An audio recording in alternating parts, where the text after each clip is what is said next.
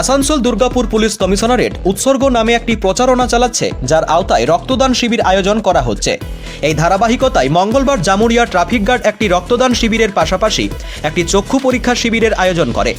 DCP traffic PVG Satish, ADC traffic Pradip Kumar Mondal, traffic circle inspector Rana Ambika Dutta, Jamuria traffic guard incharge Subir Sen, Jamuria থানার incharge Somendranath Singha Thakur, Barabani থানার incharge Dibyendu Mukherjee, Pandabeswar traffic guard incharge Biswajit Kundu সহ অন্যান্য কর্মকর্তারা এখানে উপস্থিত ছিলেন। শিবিরের উদ্বোধনী অনুষ্ঠানে ডিসিপি ট্রাফিক পিভিজি সতীশ বলেন, জামুরিয়া ট্রাফিক গার্ড একটি স্বেচ্ছায় রক্তদান শিবিরের আয়োজন করেছে। এর পাশাপাশি মানুষের চোখ পরীক্ষা করা হচ্ছে। ট্রাফিক গার্ড কর্মকর্তাদের প্রচণ্ড রোদে কর্তব্য পালন করতে হয়, তাই তাদের প্রয়োজনীয় কিছু কিট সরবরাহ করা হয়েছে। তিনি বলেন, জামুরিয়া ট্রাফিক গার্ড কর্মকর্তাদের দ্বারা রক্তদান শিবির আয়োজন করা জরুরি, কারণ অনেক দুর্ঘটনা ঘটে এবং তারপর রক্তের প্রয়োজন হয়। তিনি সকলকে রক্তদানে এগিয়ে আসার জন্য অনুরোধ করেন। এছাড়াও তিনি সকলকে ট্রাফিক নিয়ম মেনে গাড়ি চালানোর অনুরোধ করেন। রক্তদান শিবিরে মোট 51 ইউনিট রক্ত সংগ্রহ করা হয়েছিল। আসানসোল জেলা হাসপাতালের সহযোগিতায় এটি আয়োজন করা হয়। আর আপনারা জানেন যে ব্লাড কতটা প্রয়োজন পড়ে, যেহেতু আমরা ট্রাফিকে আছি, আমাদের অফিসার স্টাফ সবসময় এটাকে দেখে।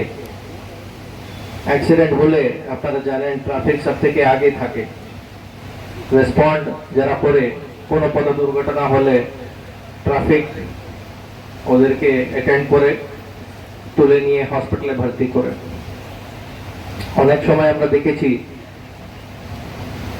যদি খুন না পায়, আমাদের অফিসার বা স্টাফ ব্যবস্থা করে, বা কোনো কোনো সময় আমরা দেখেছি নিজেই ব্লাড ডোনেট করেছে পথ দুর্ঘটনার ভিকটিমের জন্য। তো আমরা এটা বুঝি কতটা রক্ত ইম্পর্টেন্ট, আমরা নিজের চোখে দেখি। অ্যাক্সিডেন্টের ভিকটিম যখন অ্যাক্সিডেন্ট হয়ে বেশি খুন লস করে রোডের উপরে, সঙ্গে সঙ্গে okay within golden hour, within 1 hour okay নিয়ে যাওয়া হয়, না হলে বেঁচে যাওয়ার সম্ভাবনা কমে যায়। এটাই সায়েন্টিফিক রিসার্চ বলছে। আর সঙ্গে সঙ্গে যে ব্লাডের প্রয়োজন হয় ওটাও আমরা চেষ্টা করি। বিশেষ করে পথবন্ধু স্কিম একটা আছে।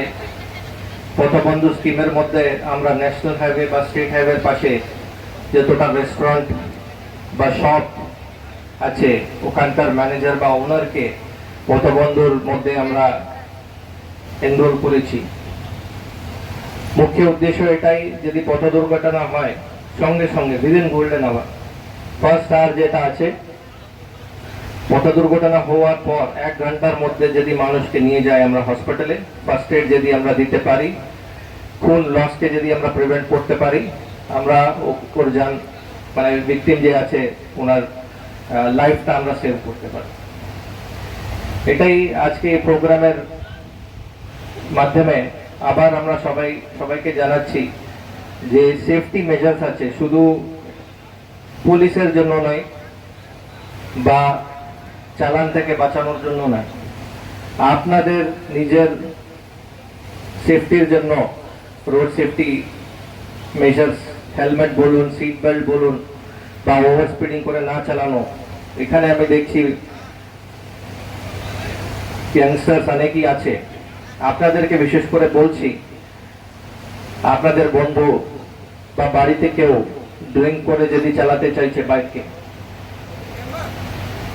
বা রুড ভাবে মানে র্যাশ এন্ড নেগলিজেন্ট ভাবে চালাচ্ছে, ওটাকে সঙ্গে সঙ্গে আপনাদেরকে অ্যালার্ট করতে হবে আর বলতে হবে এরকম চালাবেন না গাড়িটাকে।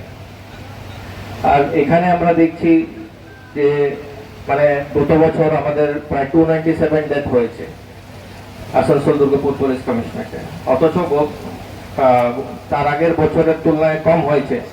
কিন্তু যদি আমরা সবাই সতর্ক থাকি, এটাকে আরো কমাতে পারি। জামুরিয়া থেকে ধনঞ্জয় তেওয়ারির রিপোর্ট, অ্যাক্টিভেস্ট বাংলা।